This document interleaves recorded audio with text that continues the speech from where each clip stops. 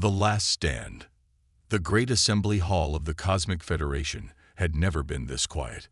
Ambassador Elena Rodriguez walked slowly toward the central speaking platform, her footsteps echoing through the massive chamber that housed representatives from over 400 different species. The hall stretched upward for nearly a kilometer, with viewing galleries carved into the walls to accommodate every type of alien physiology imaginable. Some sections were filled with water for aquatic species, others maintained in near vacuum for silicon-based life forms, and many more held specialized atmospheres for beings that breathed methane, ammonia, or stranger gases still. Elena was 52 years old, with silver-streaked black hair pulled back in a simple bun. Her dark eyes had seen too much over her 20-year career as Earth's primary representative.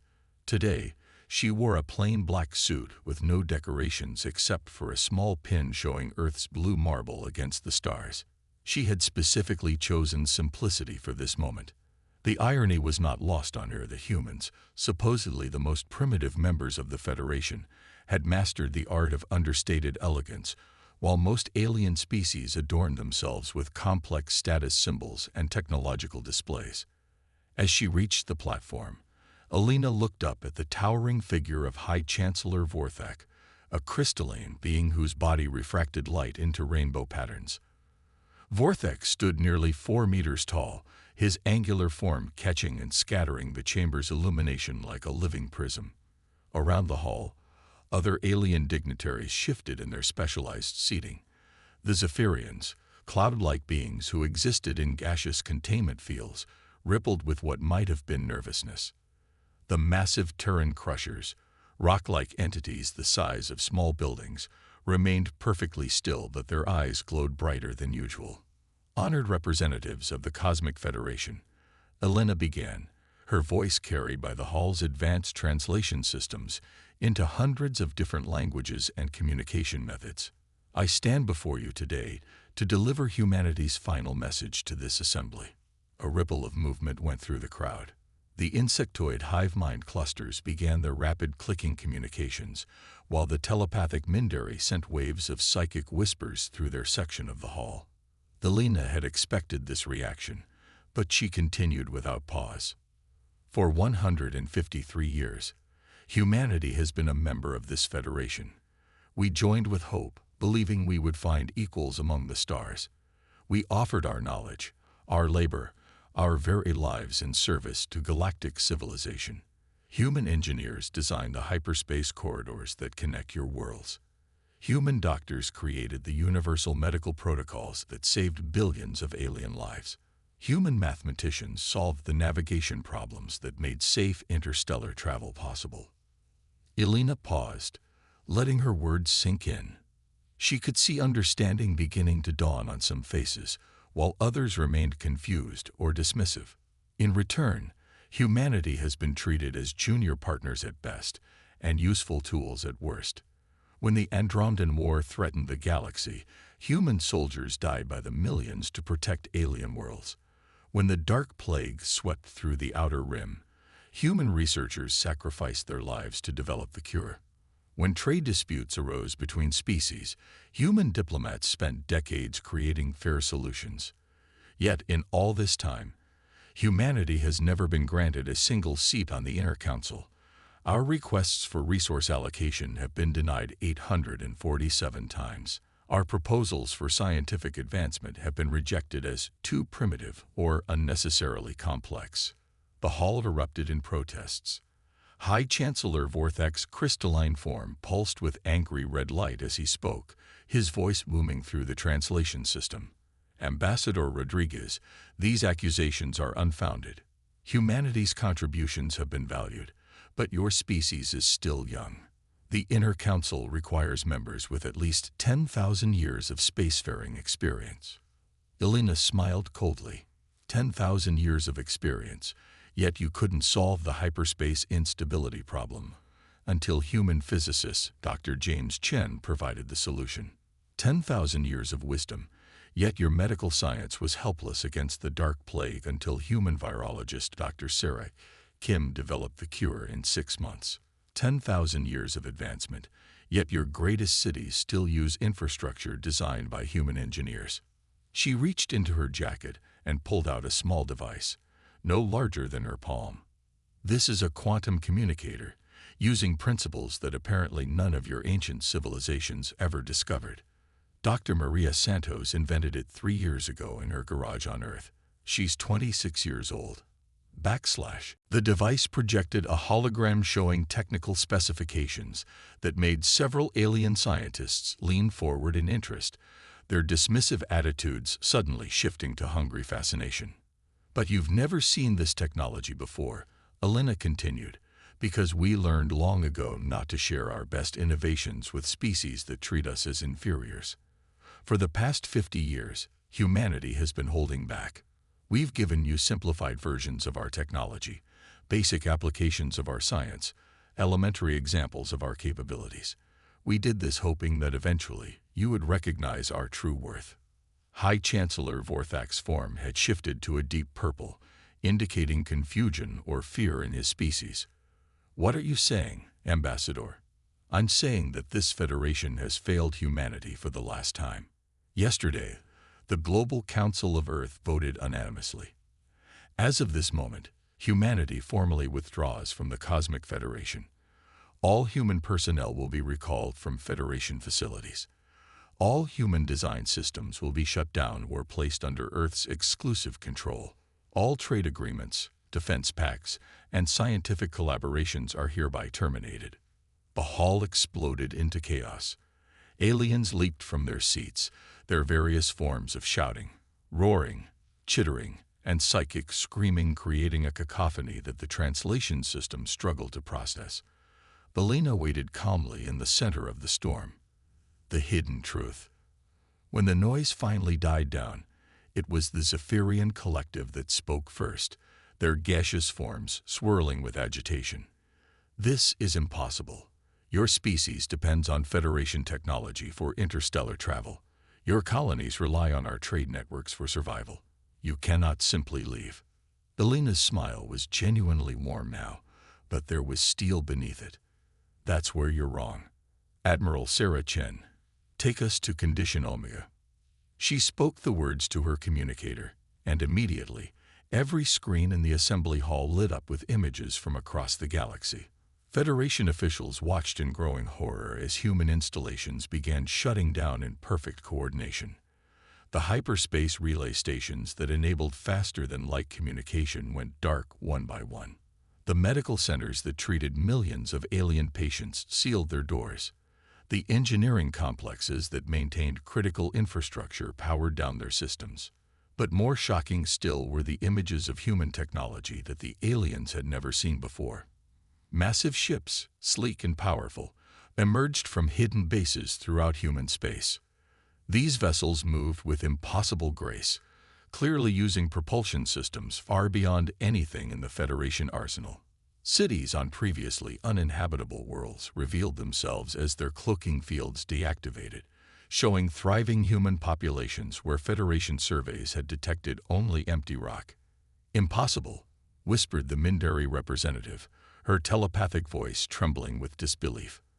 Our scans show your colonies were barely self-sufficient. Your scans showed what we wanted them to show, Elena replied. Did you think a species capable of solving your greatest scientific challenges couldn't also master the art of concealment? For 50 years, we've been building a parallel civilization. Every human colony has been secretly expanded far beyond what we reported. Every human ship has capabilities we never demonstrated. Every human scientist has been working on projects we never shared. The massive Terran Crusher delegate, whose species communicated through seismic vibrations in the floor, sent a message that translated as deception, betrayal. Primitive species cannot possess such advanced technology. Elena laughed, a sound that somehow carried genuine amusement despite the tension. Primitive. We mapped the genetic code of an extinct alien species and brought them back to life. We created artificial gravity without using any of the massive machines your ships require. We developed faster-than-light communication that works instantaneously across galactic distances, We solved the unified field theory that your physicists have been struggling with for millennia. The only thing primitive here is your assumption that age equals advancement." She gestured to the screens, which now showed human scientists working with technologies that defied current galactic understanding. Matter compilers that could create any substance from base elements. Terraforming devices that could make a world habitable in months rather than centuries. Defensive systems that could shield entire solar systems from detection. "For over a century, we've been your unseen guardians," Elena continued. "When the Void Raiders attacked the Kepler colonies, it wasn't Federation forces that drove them back. It was a single human stealth ship that eliminated their entire fleet before your reinforcements even arrived. When the quantum storm threatened to destroy the Centauri trade hub, it wasn't Federation scientists who stabilized it. It was Dr. Michael Torres, working alone in his laboratory, who developed the containment field that saved 50 billion lives." High Chancellor Vorthak's crystalline form had gone completely clear, a sign of extreme shock in his species. "Why? Why hide your capabilities?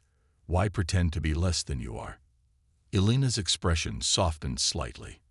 "Because we hoped. We hoped that if we proved ourselves valuable as partners, you would eventually accept us as equals. We thought patience and service would earn us respect. Instead, we learned that some species will never see past their prejudices. You've had 150 years to recognize human worth, and instead, you've spent that time finding new ways to dismiss us. The point of no return."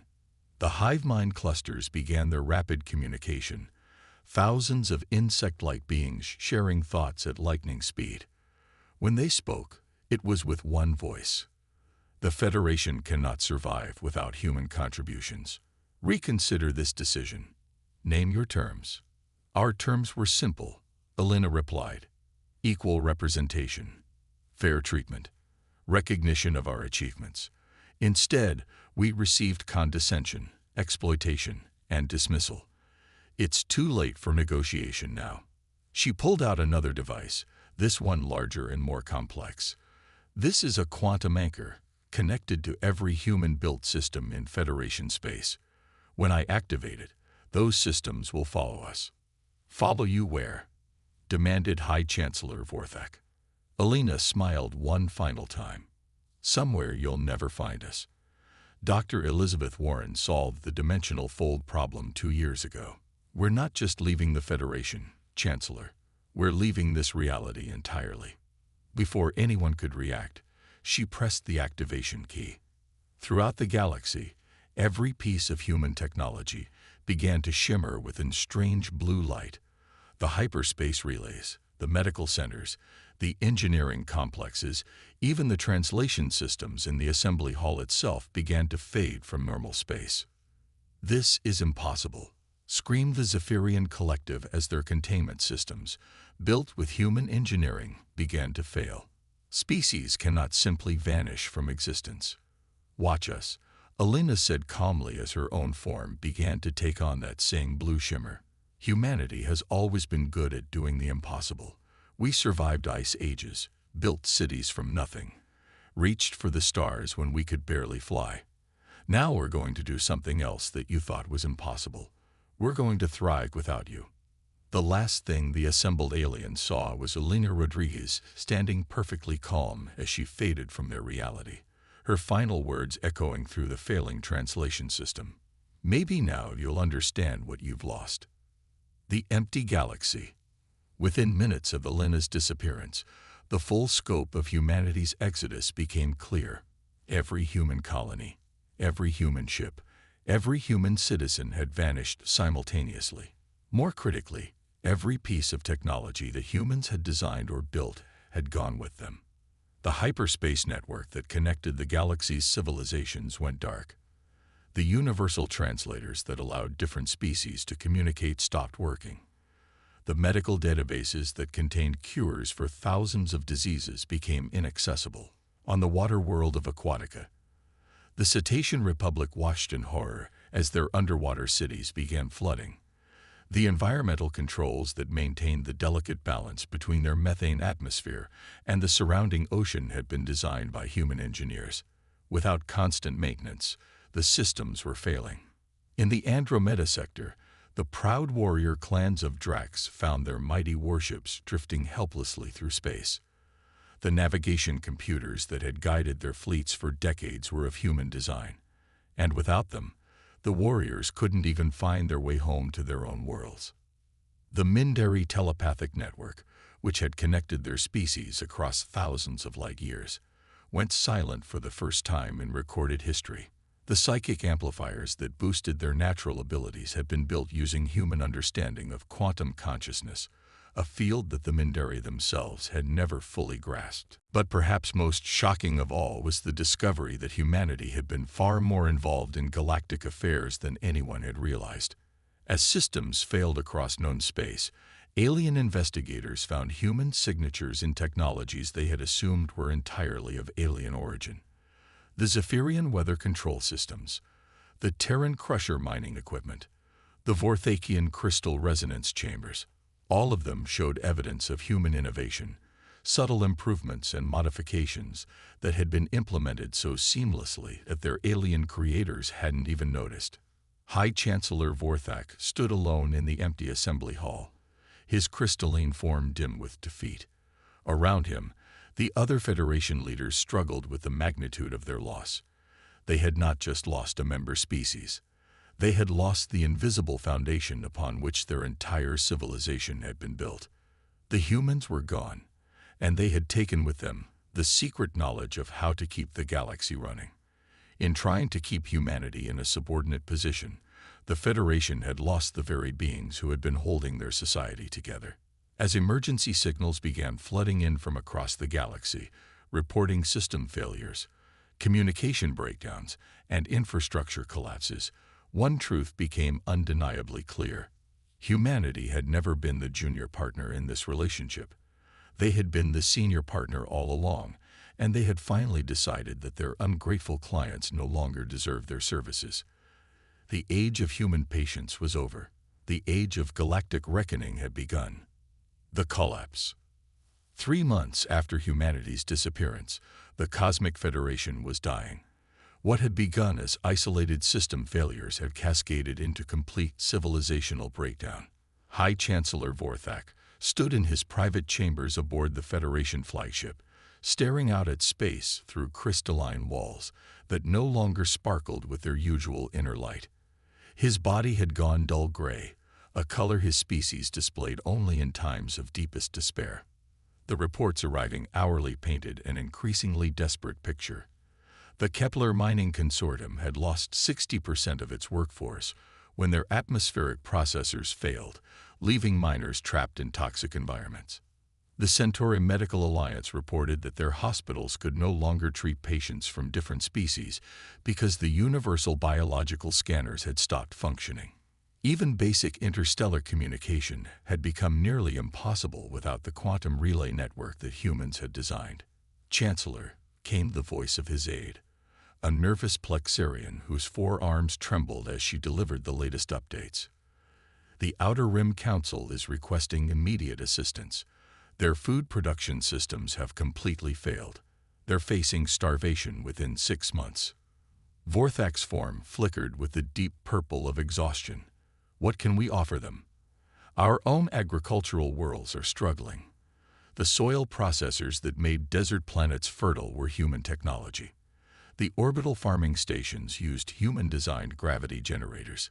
Even our seed banks were cataloged using human biological classification systems that we can no longer access. The aide's blue skin had turned pale with stress. The warrior clans of Drax are threatening to take what they need by force if we cannot provide trade routes. Without the navigation network, they cannot reach their traditional supply worlds, but they still remember the locations of nearby Federation colonies. And we cannot stop them, Vorthak admitted bitterly. Our defense fleets are scattered across the galaxy, unable to coordinate without the communication systems. Half of our ships cannot even plot courses to return to their home bases. He moved to his command console, its smooth surface now marred by cracks and failing light displays. Show me the search reports. The Plexarian reluctantly activated the holographic display. Expedition Fleet 7 has returned from the Sol sector. Like all the others, they found nothing. No star, no planets, no debris field. The entire solar system has been completely erased from normal space. The Watchers, 8 billion light-years away, in a pocket dimension that existed between the folds of normal spacetime, Elena Rodriguez stood on the observation deck of New Geneva Station. The station was a marvel of human engineering, a massive structure that somehow managed to feel both futuristic and homely at the same time. Gardens lined the corridors, filled with flowers from a dozen different Earth climates. The artificial gravity was perfect, and the air carried the faint scent of pine trees and ocean breeze. Through the station's viewing portals, Elena could see the twisted landscape of folded spacetime that surrounded their hidden refuge. Colors that had no names in any language shifted and flowed like aurora across dimensions. In the distance, the lights of other human settlements dotted the impossible terrain like stars in an alien sky. "The latest reports, Ambassador," said Dr. James Park, approaching with a tablet in his hands. At 35, Park was one of the youngest members of the Observation Council, but his expertise in quantum mechanics had made him invaluable in monitoring their former galactic neighbors. Elena accepted the tablet with a sad smile. "Still calling me Ambassador? We don't have anyone to be ambassadors to anymore." "Old habits," Park replied with a slight grin. "Besides, you're still representing humanity, just to a very different audience now." The tablet showed feeds from thousands of monitoring stations that humanity had left behind in normal space. Each station was no larger than a grain of sand, invisible to alien detection systems, but capable of observing and recording everything that happened in their vicinity. Through these tiny watchers, humans could see the consequences of their departure in real time. Elena scrolled through the reports, her expression growing more somber with each entry. "The Cetacean Republic's underwater cities are flooded. 3 billion casualties so far. The atmospheric processors were failing faster than their engineers could repair them," Park explained.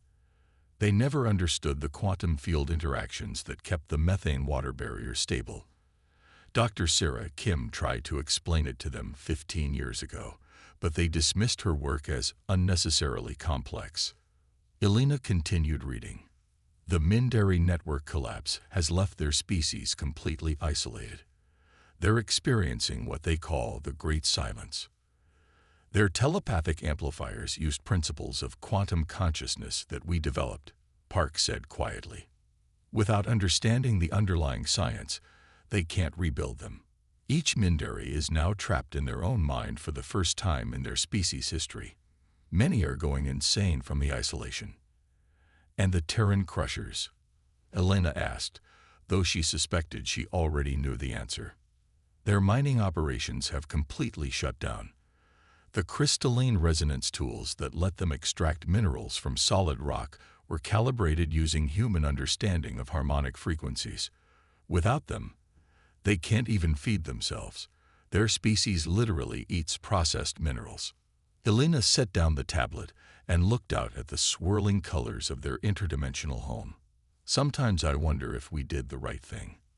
Park's expression was understanding but firm. "Do you remember the vote on Proposal 847? Elena nodded grimly. Proposal 847 had been humanity's request for representation on the Federation's Health Council after human doctors had saved 2 billion lives during the Andromedan plague outbreak. The proposal had been rejected unanimously, with the official reason being that medical protocols should be established by species with longer lifespans and greater experience. "They had 150 years to treat us as equals," Park continued. "Instead, they treated us as useful pets, clever animals who could solve their problems but could never be trusted with real authority." The desperate search. Back in normal space, the search for humanity had become the Federation's single obsession. Every available ship had been pressed into service, scouring the galaxy for any trace of human presence. The irony was not lost on the more thoughtful Federation leaders that they were now using modified alien technology to search for the humans who had originally designed much of it. Commander Zixtel of the Exploration Corps stood on the bridge of the survey ship Horizon's Edge, staring at sensor readings that made no sense. Her serpentine form coiled around the command station as she tried to interpret the data her science team had collected from the former location of Earth's solar system. "Run the scan again," she ordered her chief science officer, a Vorthakian crystal being named Praxmer. "Commander, this is the 47th scan we've conducted," Praxnor replied, his form flickering with frustrated orange light. "The results are always identical. There is no star, no planets, no asteroidal debris, no trace radiation. According to our instruments, nothing has ever existed here." Zixtel's scales rippled with anxiety. "That's impossible. We have detailed records of the Sol system. Hundreds of Federation vessels visited there over the past century. There are detailed surveys, trade records, diplomatic logs, all of which show that we were interacting with something," agreed Praxner. "But our current scans suggest that nothing was ever there to interact with." The ship's communication officer, a gaseous Saphirian contained in a mobility suit, interrupted their discussion. "Commander, we're receiving a priority transmission from the Federation Council." "On screen," Zixtal ordered. High Chancellor Vorthak's image appeared, his crystalline form noticeably duller than in previous communications. "Commander Zixtal, report your status." "No change, Chancellor. The Sol system appears to have been completely removed from existence. Our quantum archaeologists believe that the humans somehow retroactively edited their own presence out of normal spacetime." Vorthak's form shifted to deep red, indicating extreme agitation. "That should be impossible." "So should most of what the humans accomplished," Zixtal replied dryly. "Our failure was assuming that impossible meant the same thing to them as it does to us." The hidden history. Dr. Elizabeth Chen sat in her laboratory aboard New Geneva Station, surrounded by quantum field generators that hummed with barely contained energy. At 42, she was the lead researcher on Project Looking Glass, humanity's most ambitious attempt to understand what they had become and where they had gone. Her colleague, Dr. Michael Torres, materialized beside her workstation in a shimmer of light. Teleportation technology was one of the many advances that humans had kept secret from the Federation, and it made moving around their interdimensional refuge much more convenient. "The historical analysis is complete," Torres announced, setting down a thick folder of documents. "It's worse than we thought." Elizabeth looked up from her equations. "Worse how?" "We weren't just underestimated," Torres explained. "We were actively suppressed. I found evidence of at least 200 instances where Federation authorities deliberately blocked human research or reassigned human scientists away from breakthrough projects." He opened the folder and pulled out a document. "Remember Dr. Amanda Walsh's work on universal disease immunity? The Federation Medical Council classified it as too dangerous for primitive species to develop and forced her to abandon her research." Elizabeth's eyes widened. That research could have prevented the plague outbreaks that killed millions across the galaxy. "It gets worse. When human physicist Dr. Robert Kim developed a solution to the dark matter propulsion problem, the Federation Science Division declared his work theoretically interesting but practically unfeasible and buried his reports.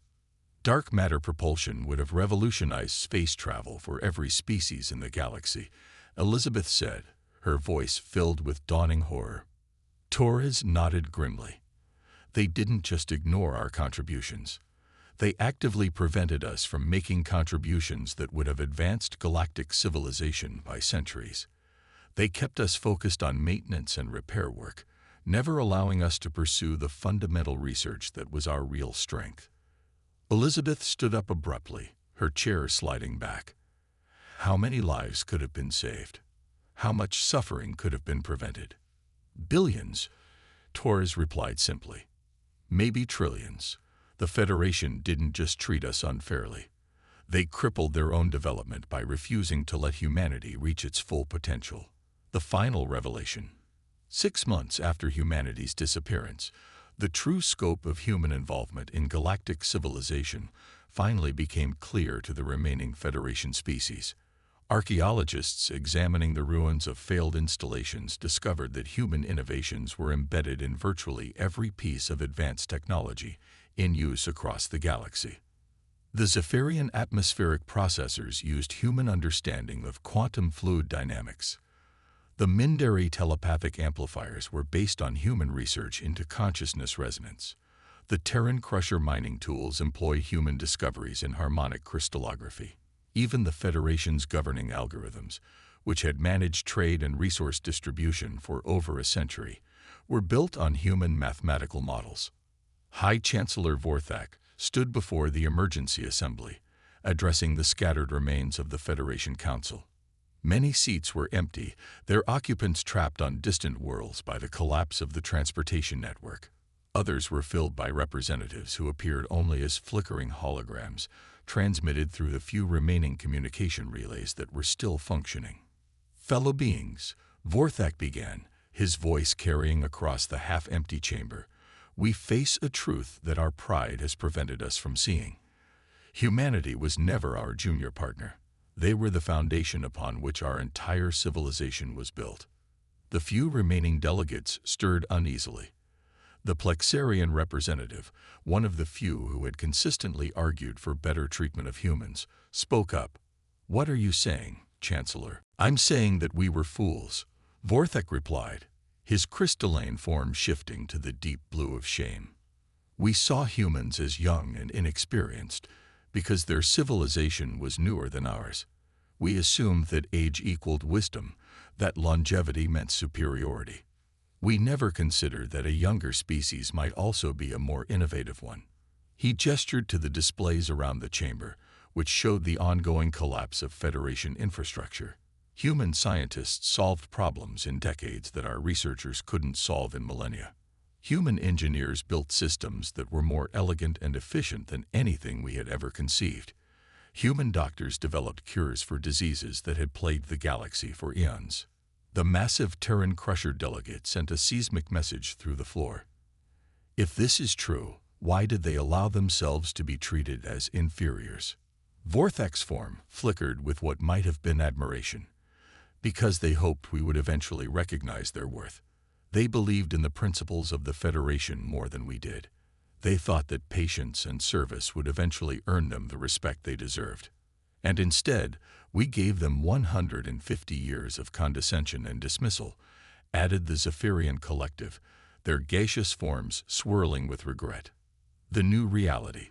In their interdimensional refuge, humanity continued to thrive.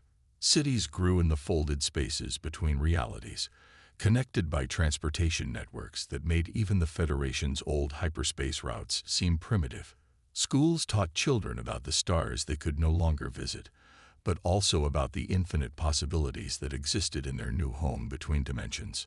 Elena Rodriguez, now serving as the first president of the Human Interdimensional Republic, stood before the Global Assembly in New Geneva's Great Hall. Representatives from every human colony, every space station, every research facility had gathered to discuss their species' future. The question before us today, Elena announced, is not whether we should return to normal space. The Federation has made it clear through 150 years of actions that they do not deserve humanity's gifts. The question is whether we should help them when their civilization finally collapses completely. Dr. Park stood up from his seat in the scientific section. Our monitoring stations show that the Federation has perhaps 6 months before complete societal breakdown. After that, we estimate that over 2 trillion sentient beings will die from starvation, disease, and conflict. A murmur went through the assembly.